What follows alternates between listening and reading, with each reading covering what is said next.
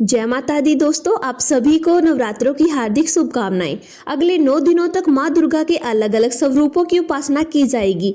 माता रानी की पूजा अर्चना के साथ आपको इस कथा का पाठ भी जरूर करना चाहिए। श्री दुर्गा नवरात्रि व्रत कथा करने से आपको सभी 9 देवियों की कृपा प्राप्त होगी। भक्तों, आइए सुनते हैं श्री दुर्गा नवरात्रि व्रत कथा। बृहस्पति जी बोले, हे ब्रह्मा जी, आप अत्यंत बुद्धिमान, सर्वशास्त्र और चारों वेदों को जानने वालों में श्रेष्ठ हो। हे प्रभु, कृपया कर मेरा वचन सुनो। चैत्र, आश्विन, माघ और आषाढ़ मास के शुक्ल पक्ष में नवरात्र का व्रत और उत्सव क्यों किया जाता है? हे भगवान, इस व्रत का फल क्या है? किस प्रकार करना उचित है और पहले इस व्रत को किसने किया, सो विस्तार से कहो।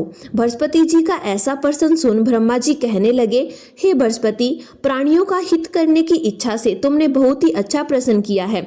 जो मनुष्य मनोरथ पूर्ण करने वाली दुर्गा, महादेवी, सूर्य और नारायण को ध्यान करते हैं, वे मनुष्य धन्य है।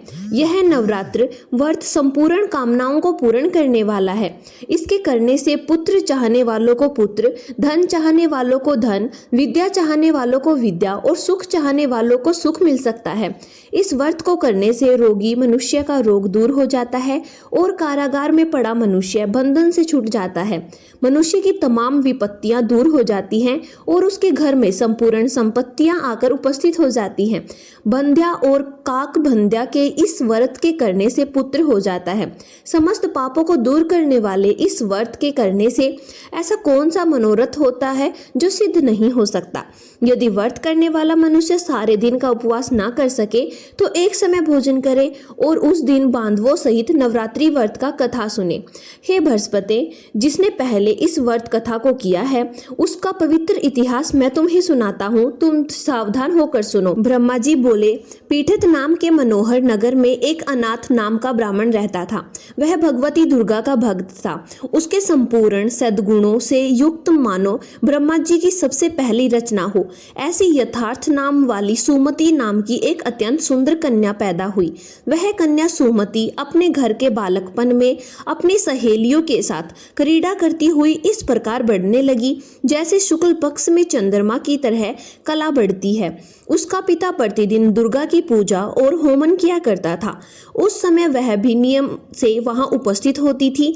एक दिन वह सुमति अपनी सखियों के साथ खेलने लग गई और भगवती के पूजन में उपस्थित नहीं हुई। उसके पिता को पुत्री की ऐसी असावधानी देखकर क्रोध आया और पुत्री से कहने लगा कि हे दुष्ट पुत्री, आज प्रभात से तुमने भगवती का पूजन नहीं किया, इस कारण मैं किसी कुष्टी और दरिद्र मनुष्य के साथ तेरा विवाह करूंगा।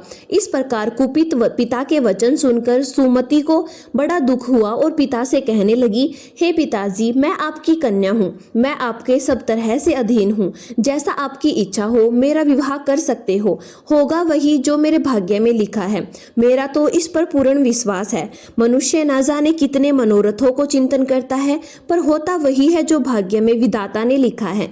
जो जैसा हो करता है उसको फल भी वैसा ही मिलता है, क्योंकि कर्म करना मनुष्य के अधीन है पर फल देना ईश्वर के अधीन है। अपनी कन्या के ऐसे निर्भयता से कहे हुए वचन सुनकर उस ब्राह्मण को अधिक क्रोध आया। तब उसने अपनी कन्या को एक कुष्टी के साथ विवाह कर दिया और अत्यंत क्रुद्ध होकर पुत्री से कहने लगा कि जाओ जाओ, जल्दी जाओ, अपने कर्म का फल भोगो, देखें केवल भाग्य भरोसे पर रहकर क्या करती है। इस प्रकार से कहे हुए पिता के कटु वचनों को सुनकर सुमति अपने मन में विचार करने लगी कि अहो, मेरा बड़ा दुर्भाग्य है जिससे मुझे ऐसा पति मिला। इस तरह अपने दुख का विचार करती हुई वह सुमति अपने पति के साथ वन चली गई और भयानक वन में कुसा युक्त उस स्थान पर उन्होंने वह रात बड़े कष्ट से व्यतीत की। उस गरीब बालिका की ऐसी दशा देखकर भगवती पूर्व पुण्य के प्रभाव से प्रकट होकर सुमति से कहने लगी, हे ब्राह्मणी, मैं तुम पर प्रसन्न हूँ, तुम जो चाहो वरदान मांग सकती हो। मैं प्रसन्न होने पर मनोवांछित फल देने वाली हूँ। इस पर भगवती दुर्गा का वचन सुनकर ब्राह्मणी कहने लगी कि आप कौन हो जो मुझ पर प्रसन्न हुई हो? ऐसा ब्राह्मणी का वचन सुनकर देवी कहने लगी कि मैं आदि शक्ति हूँ, मैं ही ब्रह्मा हूँ, विद्या और सरस्वती हूँ। मैं प्रसन्न होने पर प्राणियों को दुख दूर कर उसको सुख प्रदान करती हूँ। हे ब्राह्मणी, तुम पर तेरे पूर्व जन्म के पुण्य के प्रभाव से मैं प्रसन्न हूँ। तुम्हारे पूर्व जन्म का वृतांत सुनाती हूँ, सुनो। तुम पूर्व जन्म में निषाद की स्त्री थी और अति पतिव्रता थी। एक दिन तेरे पति निषाद ने चोरी की। चोरी करने के कारण तुम दोनों को सिपाहियों ने पकड़ लिया और ले जाकर जेल खाने में कैद कर दिया। उन लोगों ने तेरे को और तेरे पति को भोजन भी नहीं दिया। इस प्रकार नवरात्र के दिनों में तुमने ना कुछ खाया और ना ही जल पिया, इसलिए 9 दिनों तक नवरात्रों का व्रत हो गया। हे ब्राह्मणी, उन दिनों में जो व्रत हुआ उस व्रत के प्रभाव से प्रसन्न होकर तुम्हें मनोवांछित वस्तु दे रही हूँ। तुम्हारी जो इच्छा हो सो मांगो। इस प्रकार दुर्गा के कहे वचन सुनकर ब्राह्मणी बोली कि अगर आप मुझ पर प्रसन्न हो तो हे दुर्गे, आपको प्रणाम करती हूँ। कृपया करके मेरे पति के कोढ़ को दूर करो। देवी कहने लगी कि उन दिनों में जो तुमने व्रत किया था उस व्रत के एक दिन का पुण्य अपने पति का कोढ़ दूर करने के लिए अर्पण करो। मेरे प्रभाव से तेरा पति कोढ़ से रहित और सोने के समान शरीर वाला हो जाएगा। ब्रह्मा जी बोले। इस प्रकार देवी का वचन सुनकर वह ब्राह्मणी बहुत ही प्रसन्न हुई और पति को निरोग करने की इच्छा से ठीक है ऐसे बोली।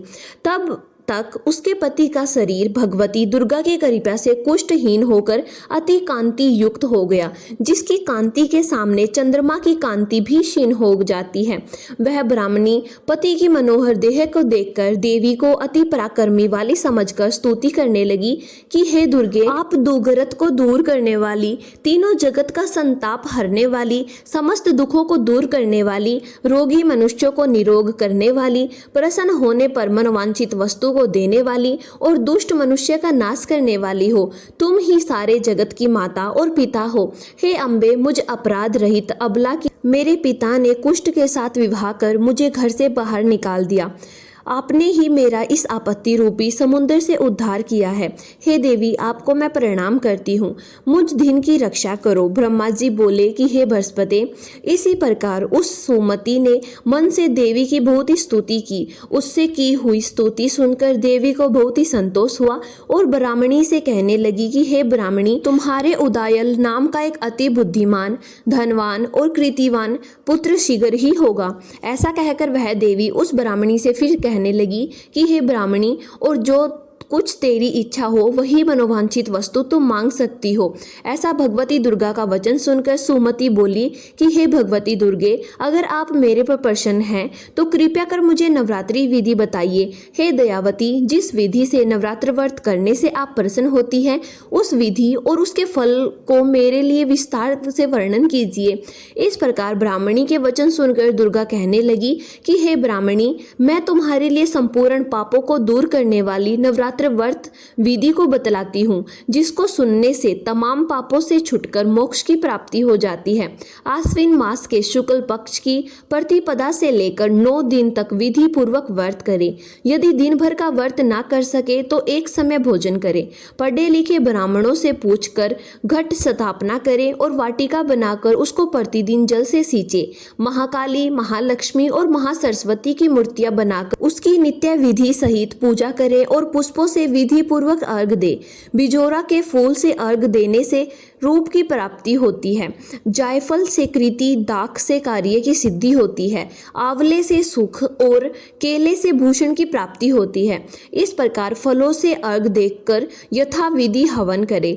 खांड, घी, गेहूं, शहद, जौ, तिल, बिंब, नारियल, दाख और कदम्ब इनमें हवन करे। गेहूं होम करने से लक्ष्मी की प्राप्ति होती है। खीर व चंबा से धन की प्राप्ति होती है। आंवले से कीर्ति और केले से पुत्र हो। कमल से राज सम्मान और दुखों से सुख संपत्ति की प्राप्ति होती है। व्रत करने वाला मनुष्य इस विधान से होम कर आचार्य को अत्यंत नम्रता के साथ प्रणाम करे और यज्ञ की सिद्धि के लिए उसे दक्षिणा दे। इस महाव्रत को पहले बताई हुई विधि के अनुसार जो कोई करता है उसके सब मनोरथ सिद्ध हो जाते हैं। इसमें तनिक भी संशय नहीं है कि इन 9 दिनों में जो कुछ भी दान दिया जाता है उसका करोड़ों गुना फल मिलता है। इस नवरात्रि के व्रत करने से अश्वमेध यज्ञ का फल मिलता है। हे ब्राह्मणी, इस संपूर्ण कामनाओं को पूर्ण करने वाला उत्तम व्रत को तीर्थ मंदिर अथवा घर में ही विधि के अनुसार करें। ब्रह्मा जी बोले कि हे बृहस्पति, इस प्रकार ब्राह्मणी को व्रत की विधि और फल बताकर देवी अंतर्ध्यान हो गई। जो मनुष्य या स्त्री इस व्रत को भक्ति पूर्वक करते हैं वह इस लोक में सुख पाकर अंत में दुर्लभ मोक्ष को प्राप्त होते हैं। हे बृहस्पति, यह दुर्लभ व्रत का महात्म्य मैंने तुम्हारे लिए बतलाया है। ऐसा ब्रह्मा जी के वचन सुनकर बृहस्पति जी आनंद के साथ रोमांचित हो गए और ब्रह्मा जी से कहने लगे, हे ब्रह्मा जी, आपने मुझ पर अति कृपा की जो अमृत के समान इस नवरात्रि व्रत का महात्म्य सुनाया। हे प्रभु, आपके बिना और कौन इस महात्म्य को सुना सकता है। ऐसे बृहस्पति जी के वचन सुनकर ब्रह्मा जी बोले कि हे बृहस्पति, तुमने सब प्राणियों का हित करने वाले इस अलौकिक व्रत को पूछा है, इसलिए तुम धन्य हो। यह भगवती शक्ति संपूर्ण लोकों का पालन करने वाली है। इस महादेवी के प्रभाव को कौन जान सकता है। तो भक्तों, प्यार से बोलिए जय माता दी। अगर आपको यह व्रत कथा अच्छी लगी हो तो प्लीज़ हमारे चैनल को सब्सक्राइब जरूर करें और साथ ही बेल आइकन को प्रेस करें ताकि नवरात्रों में आने वाली हर भक्ति वीडियो आप सभी भक्तों तक जरूर पहुँचे।